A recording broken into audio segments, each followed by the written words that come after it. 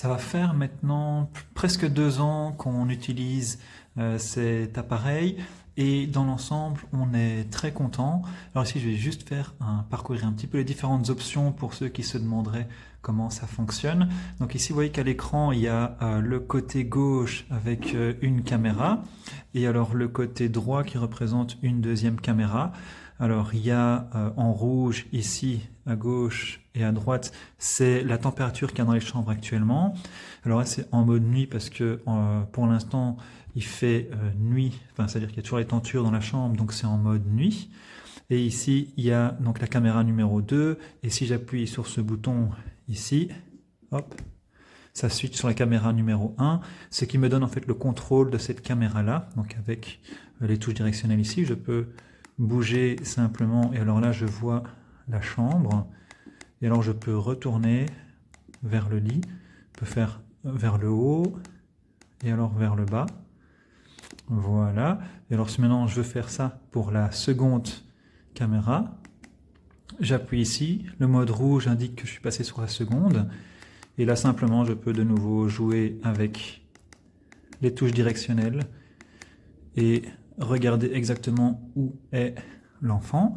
Donc c'est vraiment simple d'utilisation, c'est plutôt pratique. Alors pour le menu, il faut simplement appuyer sur OK ici, on a différentes possibilités. Alors ici c'est simplement pour jouer de la musique, on va juste, voilà, vous entendez peut-être probablement un petit peu la musique qui est jouée chez eux, du côté des enfants, mais que vous entendez pour savoir exactement ce que vous faites.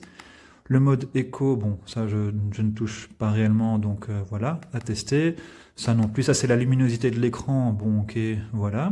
Ce qui est intéressant c'est ça ici, c'est le split. Donc pour l'instant on est en mode split, ce qui veut simplement dire qu'on voit les deux caméras sur le même écran. Maintenant on pourrait imaginer que je veux voir simplement une des caméras, donc je reviens sur ce mode split et je sélectionne une caméra. Et là, vous voyez que l'écran va sortir. L'écran est passé sur une des deux caméras uniquement. Et donc là, je peux de nouveau jouer, mais la visibilité est plus grande en fait quand on n'a qu'une caméra qui est sur un écran. Et donc, si maintenant je passais sur la deuxième, ben voilà, je passe sur la deuxième de la même façon, juste en appuyant sur un bouton. La seule particularité, c'est qu'ici, on ne voit pas les deux en même temps. Donc pour des questions de facilité, nous on préfère en tout cas utiliser le split et voir les deux en même temps. Voilà, on retourne à ce mode-là. Donc voilà, ça c'est pour l'utilisation du split. Maintenant pour les autres options, oui, on peut mettre jusqu'à 4 caméras liées sur le même appareil. Nous on en a 2, donc 2 caméras dans les 2 chambres. Et alors on peut aussi choisir la température, soit en degrés Fahrenheit, soit en degrés Celsius. Bon, dans ce cas-ci, c'est le degré Celsius qui a du sens. Et on peut choisir le niveau sonore de l'alerte.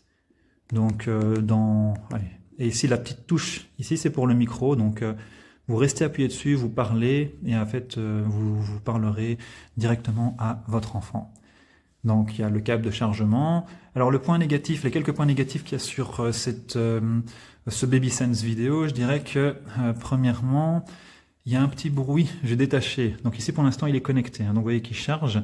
Je vais détacher ça ici et vous allez peut-être entendre le bruit. Voilà. Ça c'est le bruit et je trouve que c'est plutôt dérangeant.